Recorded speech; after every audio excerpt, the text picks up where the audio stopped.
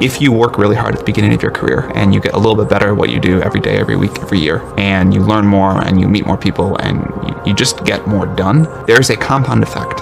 And it's far better to put that time in at the beginning of your career than at the end, because if you do it at the beginning, you get to benefit from it, for the rest of the time you work. So, one thing I always try to do is meet every person I had time for, go to everything I could, and just spend a little bit more time trying to learn and get better at what I do.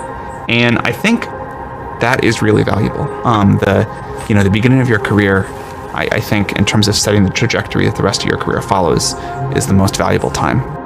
People are stunningly accepting of anything if they actually believe that's the purest form of it. I think I'd be less acceptable if I hedged. I really do. People will accept you. People accept everything. Just be you. Be you, and clearly people react. When you're trying to fake something and you've got bad intent, well then that's visceral and we hate. But I actually think we don't give love to the person that actually knows they have it and they're trying to fake it to conform. Hence why I won't adjust to this market all the way, because I don't think I'll be respected. I know what my intent is, so why would I be scared? I want to build the biggest building in town. That's who I am. And you know how I want to do that? By building the biggest building in town. And a lot of people want to build the biggest building in town, and you know how they want to do it? By tearing everybody else's building down. Poverty is passed on. It's taught in your families. And middle class is taught in families. And so the people right now who are sitting at home, who are struggling financially or worried about money or unhappy, they may be making a lot of money, but unhappy with what they're doing, it was probably taught to you. Your superego was taught, get a job, work hard, or you'll never be rich, or the rich are evil, or whatever.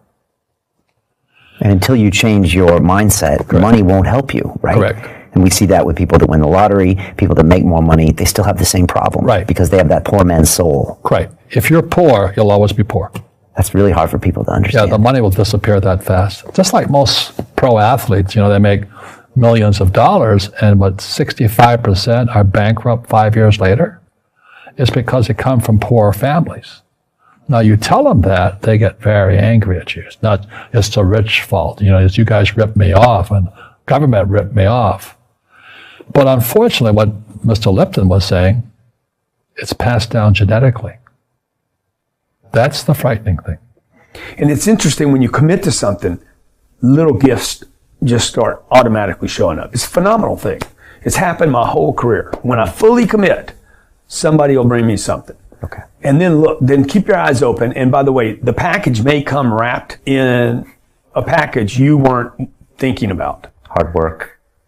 Or like a voice, or like a person, or, maybe from a different direction than you thought, or an offering where you read something about this and that's not the thing. All throughout my career, it's come in weird kind of ways. If you ask for help and somebody shows up at the door, maybe invite them in. Okay. Regardless of what the packaging is or what you've heard about it or whatever. That's really been beneficial to me. Okay. How old are you? 44. I'm 40. Do you know how young we feel? When you were 26, did you ever think that this is what 44 felt like? No. You thought that was finished? Yeah. How old are you? 29. You think a 40-year-old, when I was 25 years old, I thought a 40-year-old was finished. I don't even feel like I'm starting. Right? Yeah, but when I was 26, I was in a rush.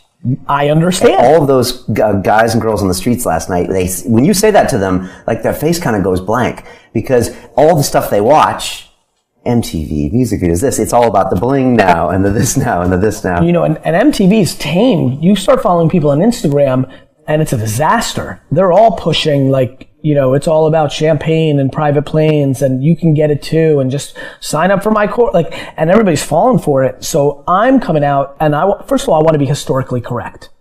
Nobody in 100 years is going to watch that video and say that I was full of crap. I like that.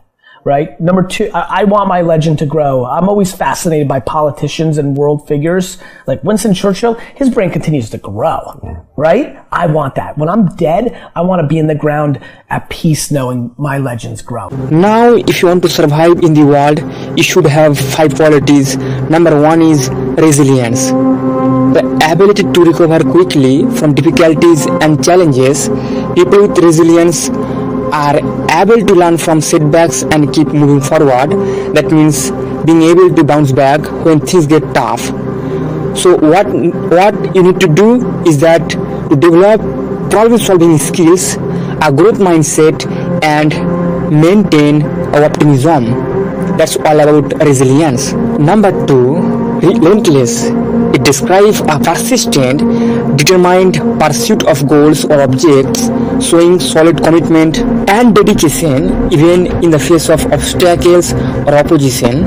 Relentless people are willing to go the extra mile and put in the necessary effort to succeed even when faced with significant challenges or setbacks. That means never give up and continue to pursue your goals with solid determination. How could you be relentless? Remember to maintain discipline and focus. Reserve your time for your goals and persist through challenges. That's all about relentless people are doing these things. Number 3, disruptive. Breaking the status quo with new ideas or new approaches.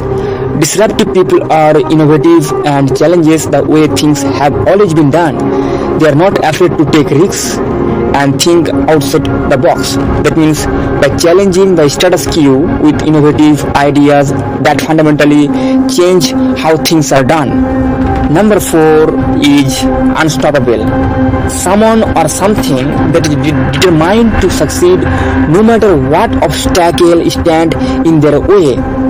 That means maintaining a positive mindset, staying motivated, and persistently working towards success regardless of obstacles or setbacks.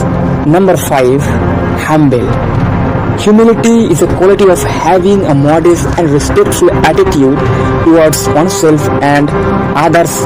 Humble people are willing to learn from others and admit their mistakes.